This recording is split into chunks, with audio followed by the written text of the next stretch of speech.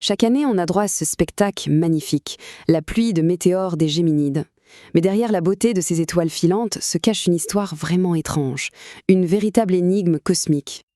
Alors, tous les ans, en décembre, c'est le rendez-vous.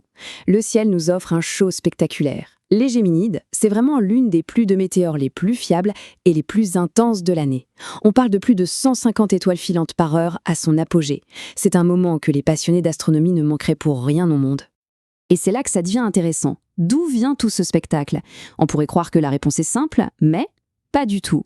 L'origine des Géminides, c'est un vrai casse-tête pour les scientifiques depuis très longtemps. Pour donner une idée, le pic se situe autour du 14 décembre et on peut voir jusqu'à 160 météores par heure.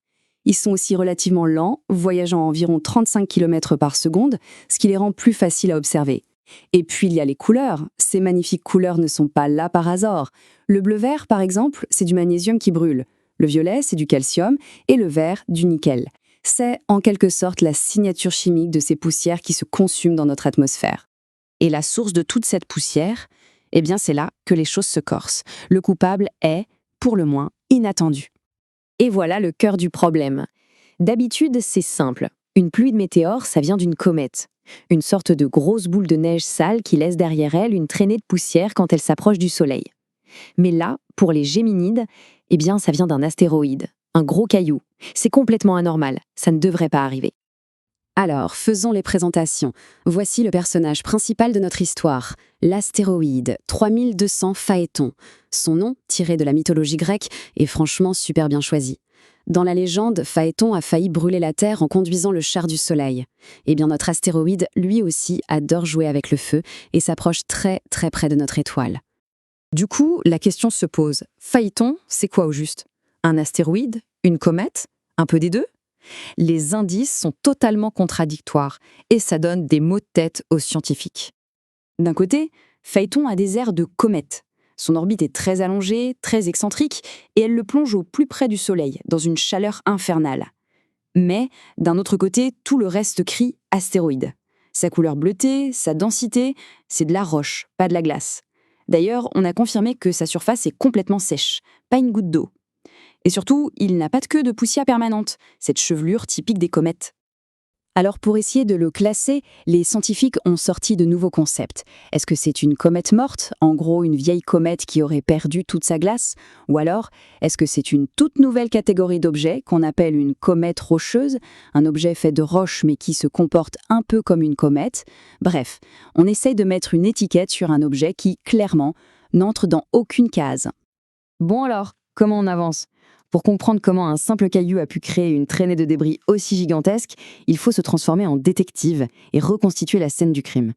Et attention, la quantité de matière est énorme.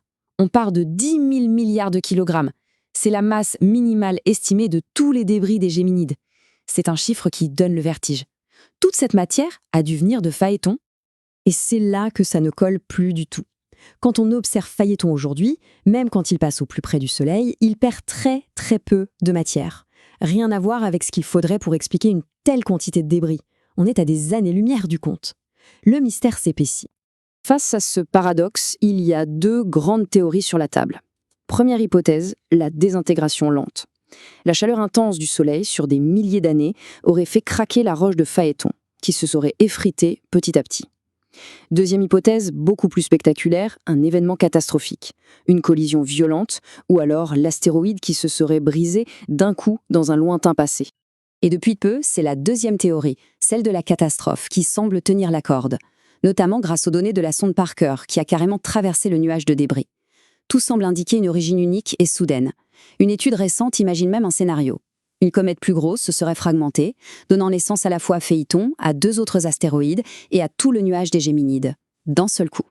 Mais pour en avoir le cœur net, pour vraiment savoir ce qui s'est passé, il n'y a pas 36 solutions. Il faut aller voir sur place, et c'est justement ce qui est prévu. Quand on regarde le parcours, c'est fascinant. Tout a commencé en 1862 avec la simple observation d'étoiles filantes, puis en 1983, on découvre enfin le coupable, Phaéton. En 2017, un passage proche nous a permis de mieux l'étudier, et la prochaine grande étape, c'est pour bientôt, 2028, avec une mission japonaise qui va aller le voir de près. Cette mission, c'est Destiny Plus. Elle ne va pas se poser, mais elle va survoler Phaéton de très près. Le but, c'est d'être notre détective sur le terrain, analyser la surface, la composition, la poussière autour, pour enfin, on l'espère, trouver le fin mot de l'histoire et résoudre l'énigme des Géminides. Et au fond, la question qui reste est bien plus large. En perçant les secrets de Phaéton, ce ne sont pas juste les Géminides qu'on va comprendre. C'est une fenêtre qu'on ouvre sur le passé lointain et violent de notre système solaire.